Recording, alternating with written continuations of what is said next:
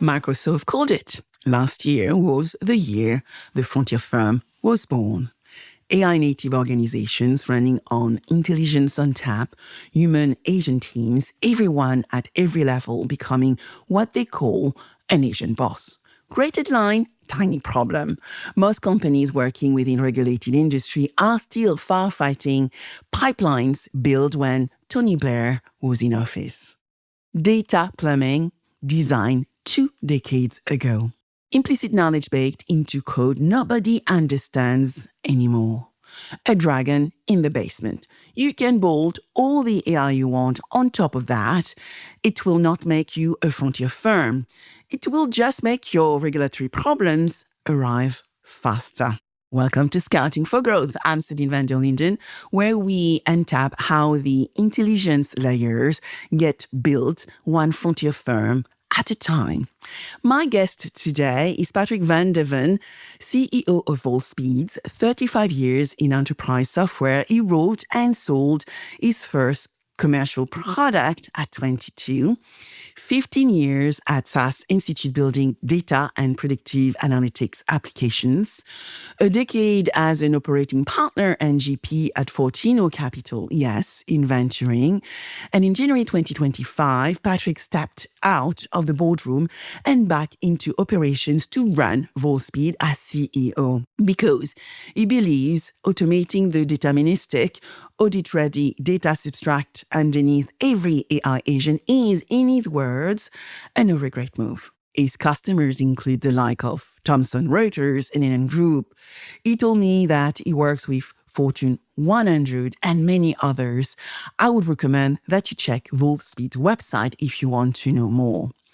In the next 40 minutes or so, we are talking about what the frontier firm promise actually requires when your data lives across Guidewire, Salesforce, SAP, and a handful of outsourced contracts you inherited from someone else's decade. Why architecting doesn't have to mean a 10-year core system swap, and whether regulated industries can deliver on the Asian boss promise, or whether you are about to walk off a cliff they can't see. Patrick doesn't sell hype, he sells the substract. Patrick, welcome to Scouting for Growth.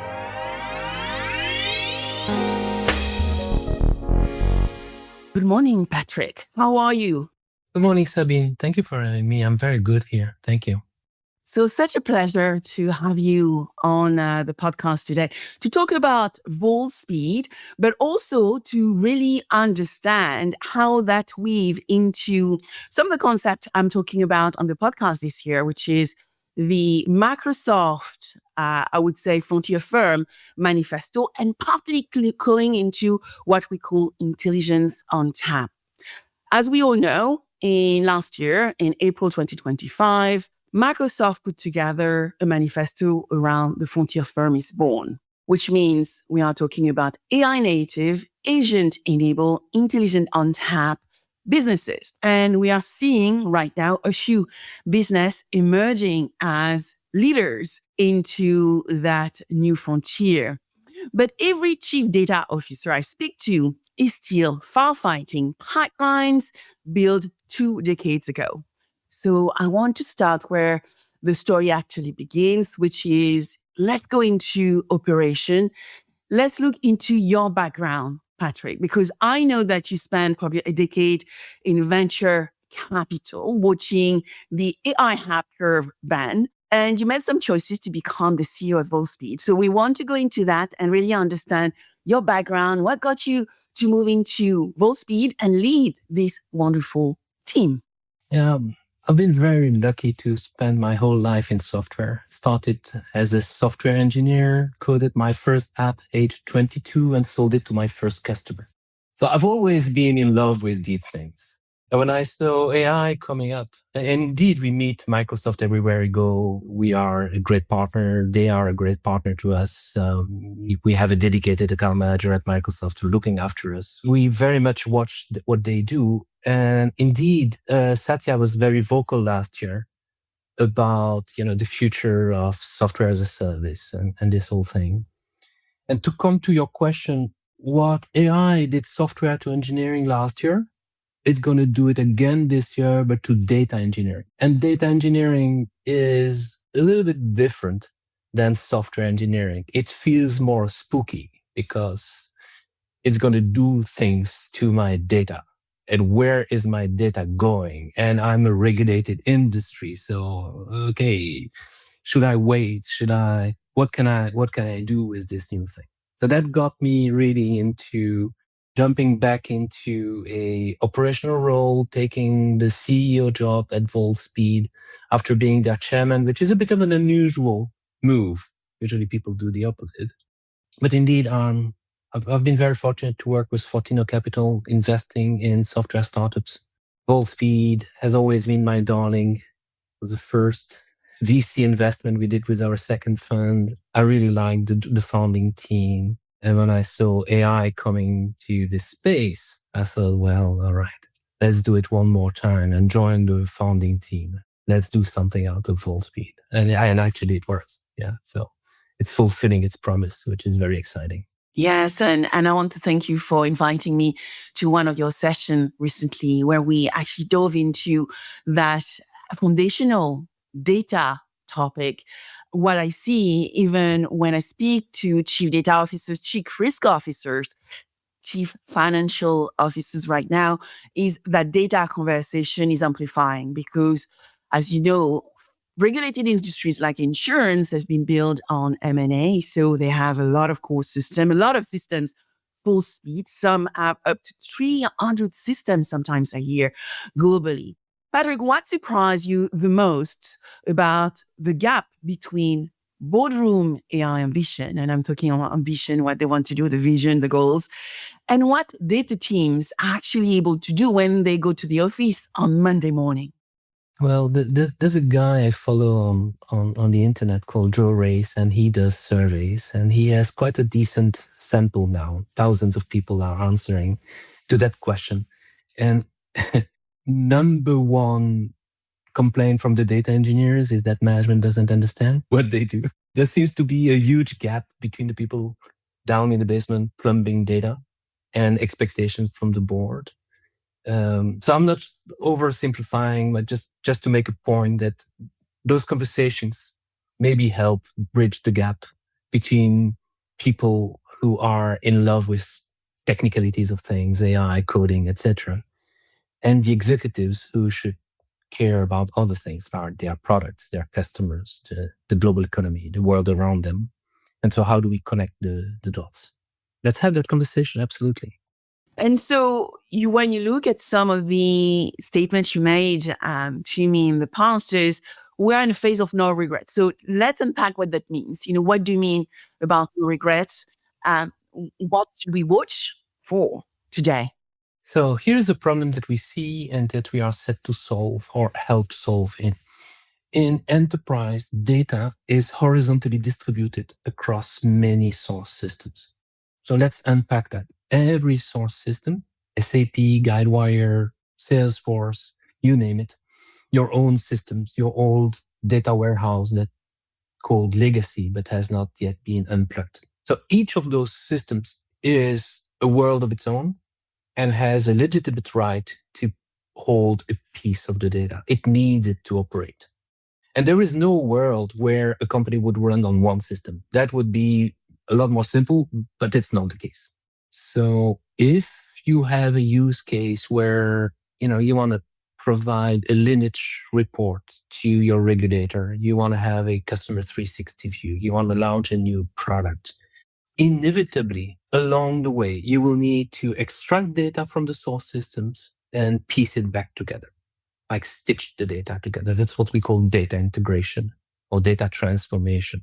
And that's the problem where projects stall, because until now, it has been a complicated process involving quite a lot of manual coding, programming. It has been seen as for low added value, things you need to go through, but why does it need to cost so much?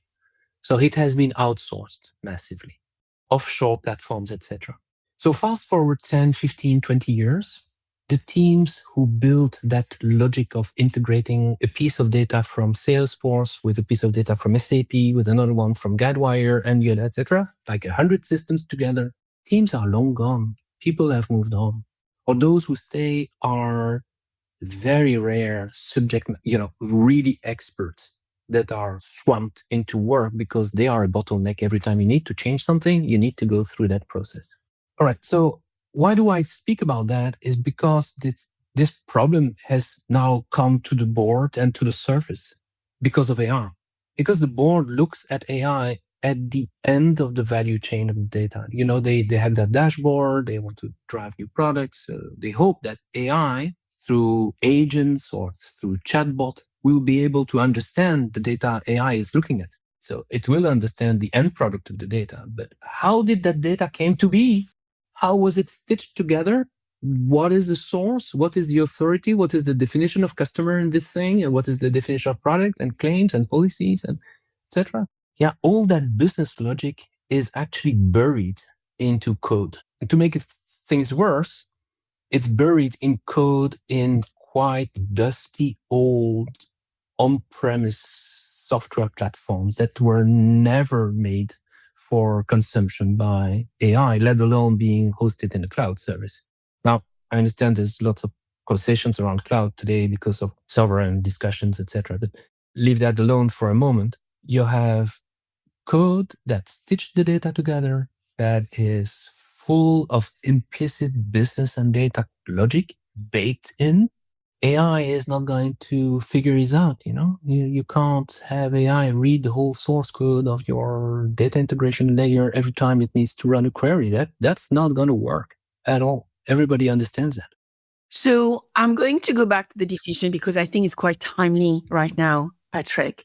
So Microsoft called a frontier firm an organization which provide intelligence on tap, and that is what we are diving in today. So intelligence is utility, and you need to be able to have access to that intelligence data in the right place, right?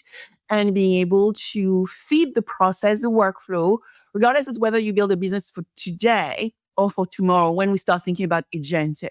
Second, human and agents are going to collaborate. So we are going to be collaborating with human people as we are doing today, but we are going to have colleagues which are going to be digital labor, digital workers.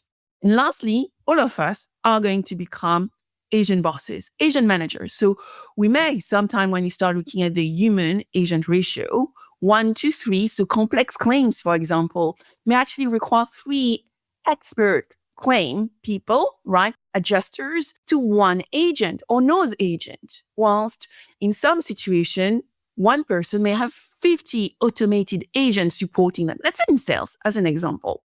Now, when we start looking at the ingredients or the levers or dimension of the definition is first, we need to have the right governance and ethics. So you started talking about that. Second, we need to think about partnership.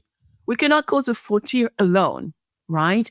No organization can do it on their own. And so they need to work with organizations like Volspeed to start accelerating and becoming frontier in 18 months. Then the point you just touched upon right now, AI integration.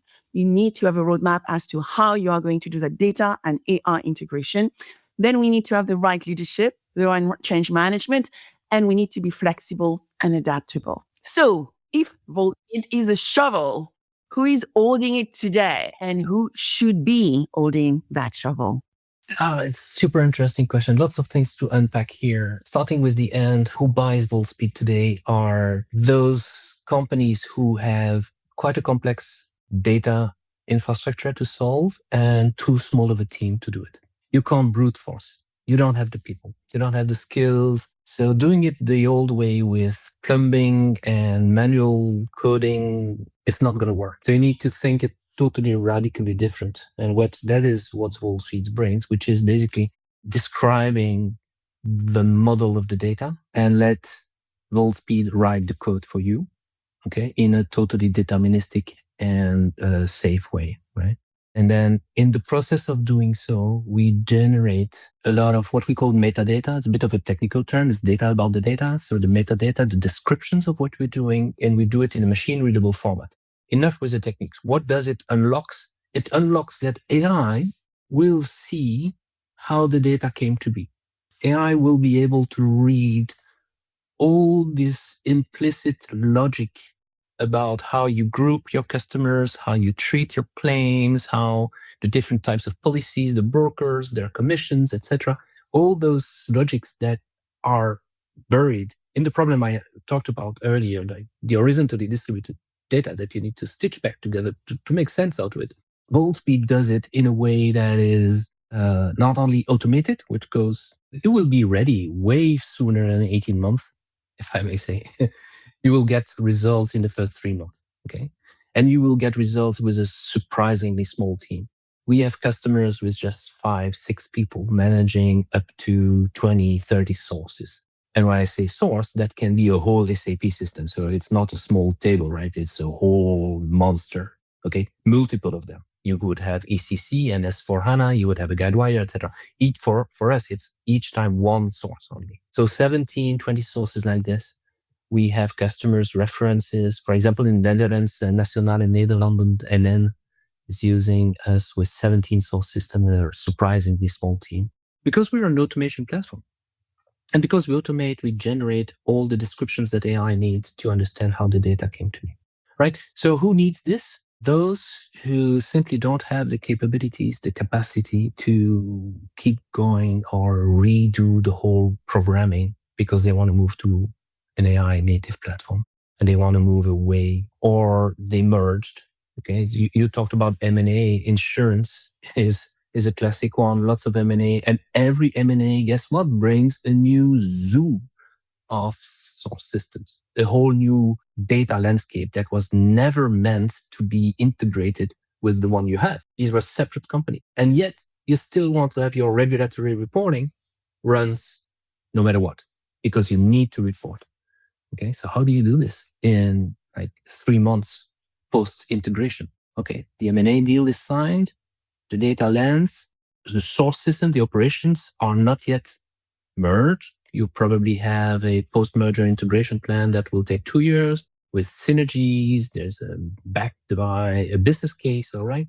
That is all good and well, will take 2 years. But in the meantime, the regulatory report is due in 3 or 6 months. How do I do this? Then you go to the data warehouse team, and that is where executives get confronted to a system that has never been meant to do these kind of things. So we see customers saying goodbye to their old way of doing things and rebuilding with automation. Recently, we migrated, migration is the wrong word. We rebuilt the whole data warehouse for a customer, a big one. 25 years of coding, rebuilt in 8 months by 2 people. Incredible. When I say, yeah, AI is coming to data engineering, just like it has come to software engineering last year. Back to Satya So with Microsoft, just to say a few words about them, we have quite a lot of customers on Fabric, on the older version signups. We also have customers still running SQL Server. On the data landscape, everything is on Azure anyway. We meet them everywhere we go. There are customers on Databricks as well running on Microsoft infrastructure. These are implementation details. The core of the idea is you've got to stitch the data together one way or another. If you do it with an automation framework, you get 2 benefits. It goes faster. You need less people. And second, in the process of doing so, you create a treasure of metadata that is precisely what AI will need to understand exactly what data it's manipulating. Now, the specific way we do it with Volspeed, if I may do a little bit of a pitch for us, is that... Yeah, absolutely. Yeah, we bake in our system the lessons learned across dozens of very large enterprise data warehouses across the world. We have Fortune 100 customers, multiple Fortune 500 customers with big teams, 100, 200 engineers. And so along the way, we learned our lessons. We learned to build Volspeed to solve the most complex problems. And until recently, to be honest with you, the system was quite sophisticated. But with AI, we managed to make it a lot more easy to use without sacrificing the intrinsic sophistication of it. The net result is you can build on the shoulders of giants. We built Volspeed for the very large, and AI makes it accessible for, I would call the subtop. Like any insurance company is a big company, by definition. But it doesn't need to be a monster, right? So you've got different sizes in that space. And the way we build the system is we learn from the very big, and we are applying these learnings and make them accessible for those who have much smaller teams.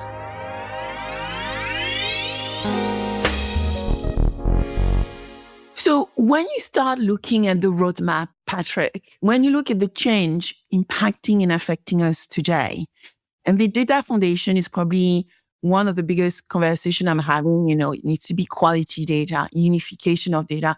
You mentioned being able to integrate it. So there are some levers every organization needs to look at to not build AI on a data swamp. So what would be that roadmap? Where should they start from? Because I'm having those conversations all the time right now. We talk about AI, but then you realize without the right data in the right place, well, we are just having empty conversations. What is that roadmap? We like to connect the executive floor with the plumbers in the basement. No offense for the plumbers. I'm one myself, okay? So what you do is take a tractable problem. By tractable, I mean it is solvable. You have the data, you know where it is. You may struggle to piece it back together because it's trapped somewhere. And you have people who can connect that data to a problem that is really impacting the business. One, okay, that will grab the CEO attention, or just one level below, like the board. Recently, it was a bank, but you will do the analogy. Somebody talked about, the lineage report for a BCBS 239. You need to show to the regulator that report that you give to the regulator. How did you build it? Where is the, okay, can I come and audit the lineage? No, how did the data came to be? Oh, it's a perfect program for us, okay? Or another one in the insurance sector, we had recently one tractable problem, just to give you an idea, is this insurer worked with brokers, a large number of brokers, different networks of brokers across different business units and types of insurance products. And the brokers are complaining that their profit sharing, the commissions are obscure, could be challenged, not always right, and coming very late. So can we build a reporting that provides a kind of self-service, but also a very much more reliable and explainable profit sharing mechanism to our brokers? And guess what? The data for the brokers is horizontally distributed across 15 systems: the pricing systems, the contracting system, the CRM, etc., etc. You know it. So this kind of problem, pick one that has visibility at the board, where you have the data in-house, you've got people that can connect the two, and with our automation, we solve it in 3 months. And that shifts the mindset of how you think about that whole thing. What used to be a project of a year or two will go a lot faster, with the side benefits that I explained earlier, that it's not just faster, it's also a no regret move, because you do it for optimal use by people, of course, but also partially by AI consumption. Okay, and AI means something very different than a screen with menus, a mouse, point and click. Doesn't care about that, AI. Maybe AI wants a Neo4j knowledge graph, just to throw a buzzword into the conversation here. Something where it will navigate at the speed of light that we humans don't comprehend, but the AI will be at ease with it. So us as software vendors, technologists, we are in a very exciting moment right now in the industry, because we're building software for both usage. Software for you and I, with our eyes watching a screen and trying to make sense of what we see and interacting with software the way we've always done for the last 40 years. And now also a new breed of experience for something that is non-human. And the platform needs to serve both and have oversight on what the agents will be doing, which is yet another chapter, maybe for another podcast. I agree. I mean, when you think about, you mentioned the term knowledge graph, and I think it's a very important term. This is one of the, like prompt engineer, I think knowledge graph is going to become one of those key terms as part of the architecture, but also that human agent labor collaboration and how that works in a new environment. I'd like to dive into that re-architecting and that agent boss, right? That third pillar a little bit more into Patrick. I mean, as I mentioned, the frontier firm thesis is clear. You don't bolt AI into a broken operation, and you have to re-architect. And in insurance, often when we talk to CIOs, they feel really uncomfortable, right? They have near to a cardiac arrest when you start talking about core system, right? Because they had system, you can't swap your core system. You don't replace the core system because this is the dragon in the room, right? It's so massive. And the risk is so great. So you also have told me, and partly when I met, some of your customers, like Thomson Reuters, when I came to your event, who did this massive transformation around M&A, that at the end of the day, you may have to still stitch policy, customer, claims definition across all those systems you mentioned earlier, the Guidewire, the SAP, the Salesforce, and so on and so forth. When actually we have a major talent gap in our industry, everybody, I mean, I'm exaggerating. A lot of people are going to retire within the next 50 years. A lot of people are going to retire within the next 10 years. And those are people over 50, repeating my statement and correcting myself. So what does re-architecting mean if we want to be frontier? It's very interesting that you bring the talent equation here. Finding people to still work with the legacy technologies, COBOL, mainframes, etc., is going to be quite challenging. It already was challenging. It's going to be increasingly challenging with the rhythm at which the technology evolves. So having something that is modern, that has a lot of best practices baked in, that you don't need to reinvent the wheel, is already a talent magnet. You will attract the right kind of people. The system, as I said earlier, has learned lessons. That's the building on the shoulders of giants. Okay. Another thing that comes to the surface when we talk about that is the probabilistic effects versus the deterministic procedures.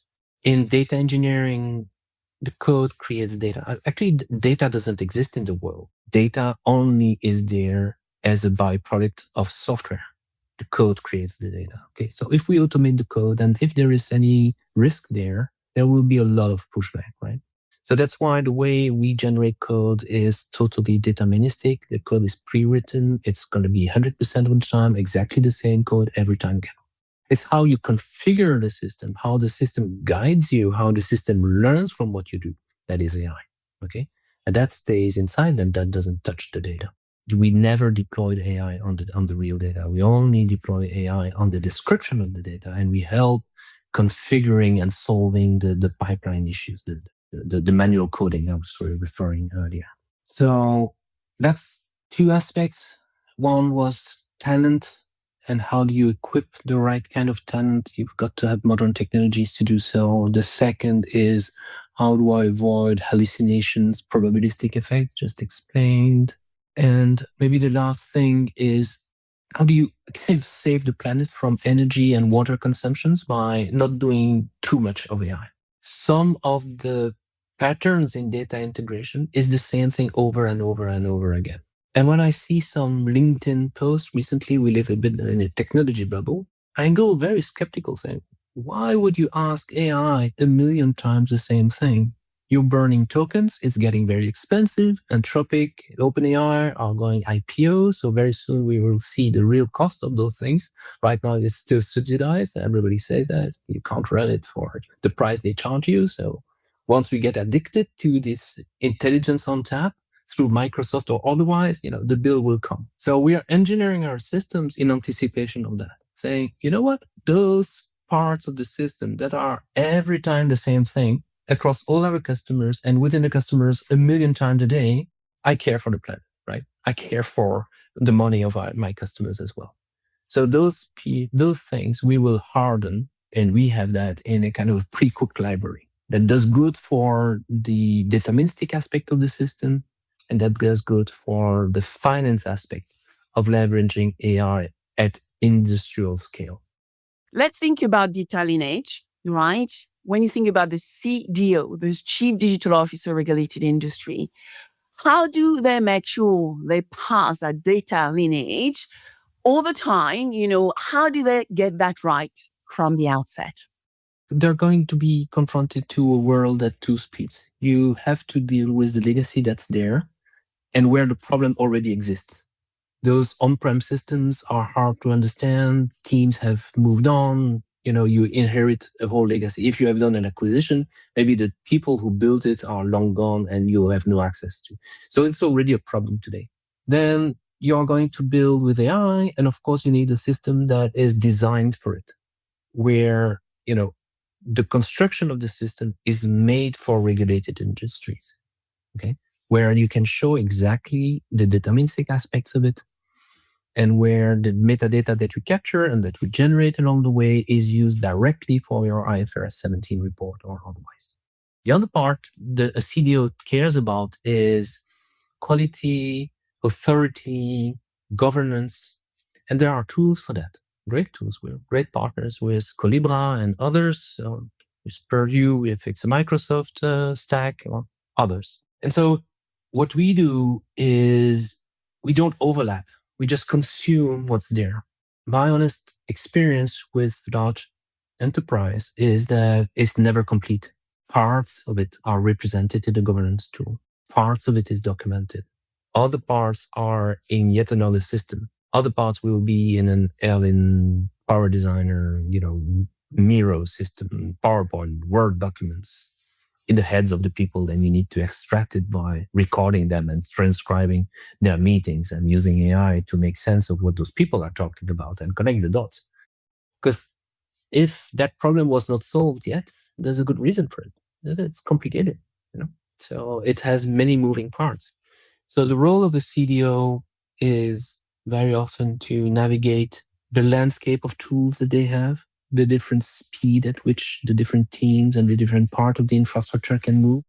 So based on what you just said, though, one thought came through my mind, Patrick, which is when I talk to people in general about the transformation we are going through around artificial intelligence and agentic AI, there is this fear of irrelevance. So we just talked about the chief digital officer. We talked about their team. And I'm wondering, how do we make sure that our future, as a human agent collaborations, but also agent bosses feel empowered to do the role they are meant to do, I would say, in the future? How do we activate that belief of the opportunity? It's a great question. Thank you for that. My personal conviction is that this is a new era for subject matter experts, those who have a deep understanding of how the business works, because that is the thing that is unlocked now with AI. Engineering work like coding or data plumbing with no understanding of the business, just executing on instructions coming from those subject matter experts is a job that is getting automated away. Not totally, because you still have supervision of the system. There's a human in the loop. You still need to have technicians that understand how the thing works, but you need much fewer of them. You don't need as many people as before. But what you unlock is the opportunity for those who can to work at a higher level of abstraction and come much closer to what the data means, how is it used, what it is used for, business understanding. And those two connect through tools like Volspeed or others, because it's a single place where you can describe the model of the business, the model of your data, with people who have the technical skills to understand the source systems, etc., and how it's stitched together. and together collaboratively create this layer of intelligence that will unlock all the AI use cases. So long story short, there's a lot of good future for people in the business who have this technical acumen, who will find a new buddy in the data engineering team and a new breed of software platforms like ours to collaborate together. Yeah, it's where that change management, that change leadership requires the business, the technologist, and the data expert work together, right? This is like you have to embed that into the mindset of people. The other part, I'm not sure we can answer on this podcast. Maybe we'll have to dive into it in another podcast. Is what does that mean for the interns coming to market? Those young people trying to find their next role.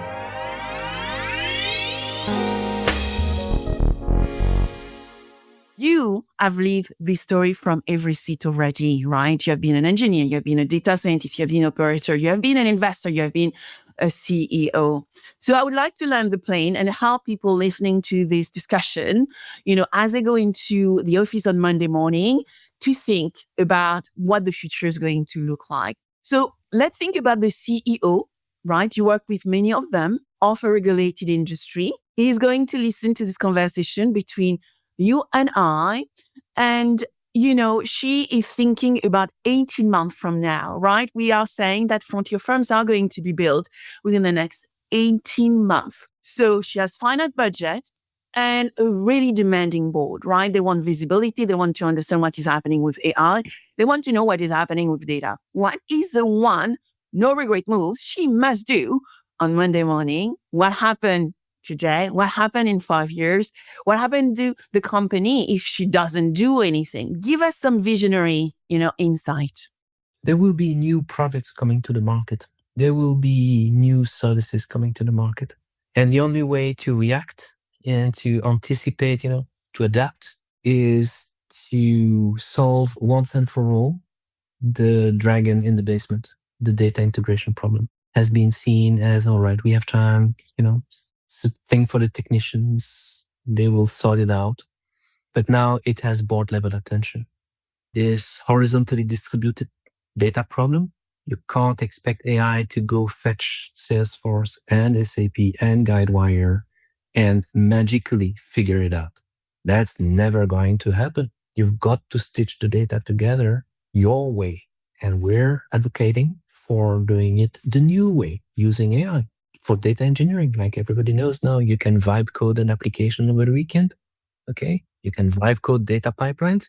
We suggest you use professional tools, like don't let your data engineers go rogue and vibe code their pipelines every morning. But there are very modern techniques now to solve this very old problem. And taming a 25 years old data warehouse that stands in the way in 6 to 8 months is doable. Talking of CEOs, well, disclosing names, I spoke to one very recently where his board is actually very challenging because they look at value creation, shareholder value. And when you've done a lot of M&A, you've got the synergies going on between operations, etc. But in the age of AI, how do you stay agile, nimble, invent new products? How do you stay relevant against competitors that are born with AI, who don't have this data problem at all because they're so small? They don't need to care. They started from zero. And you start from hundreds of systems that you acquired through 5 or 6 M&A over the last 5 years. It's unfair. So that is the kind of CEO level problem. Yeah, it exists.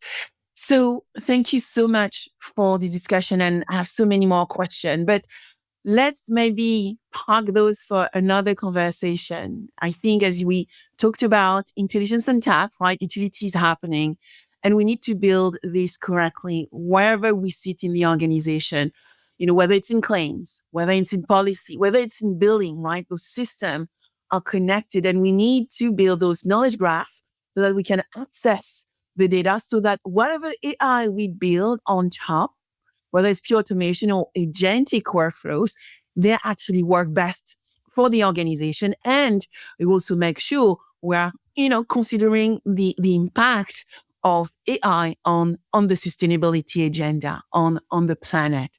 So, Patrick, if people want to talk to Volspeed, if they want to talk to you, what should they do? Reach out on LinkedIn. I'm pretty vocal on LinkedIn, or reach out to us through the website. We're doing webinars very frequently. The event where we met in London, we're doing the next one that's going to be in October in New York City. Yeah, we're doing also a lunch and learn session in Hartford. In Hartford? Yes, of all places. A whole insurance place. I think a lot of my colleagues will be happy to hear about that. Yes, and we can post the link into the comments on your podcast. So happy to provide you the registration link. Perfect. Thank you so much, Patrick. Thank you for this insight. I'm sure we are going to have many more conversations on this. Just yesterday, I was talking to a colleague of mine around that data issue, looking at billing, for instance, and trying to really sort out that data management. I said, you should talk to Patrick from Volspeed. Maybe you will find ways to actually build the right knowledge graph. So thank you for joining me, and I cannot wait to continue the conversation.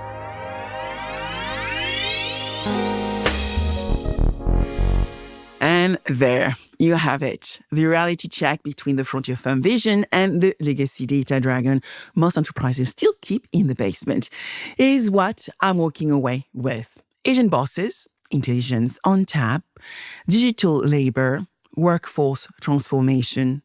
All of those headlines mean exactly nothing unless the data underneath them is deterministic, governed, and traceable 3 years backwards. Patrick said it plainly. No data lineage, no agent bosses, no governed transformation, no intelligence on tap. An IT landscape is never static. Stop firefighting pipelines. And maybe the best line of the whole conversation, treat the AI agent like an employee. Onboard it, brief it, give it a personality. Be brief, be bright, be gone. That is not cute. That is the operating model for the agentic frontier, and I have seen it myself. 3 quick things before you go. 1, subscribe to Scouting for Growth wherever you listen. More frontier firm operators lined up, and you don't want to miss them. 2, rate and review the show. 30 seconds for you, a meaningful lit for us, and a gift to the next leader working in a regulated industry who needs to hear this conversation. 3, find Patrick Van Deven on LinkedIn. Visit Volspeed.com and take him at his word. If your team is re-architecting anything this year, automating the deterministic data layer is the no-regret move. Start the conversation.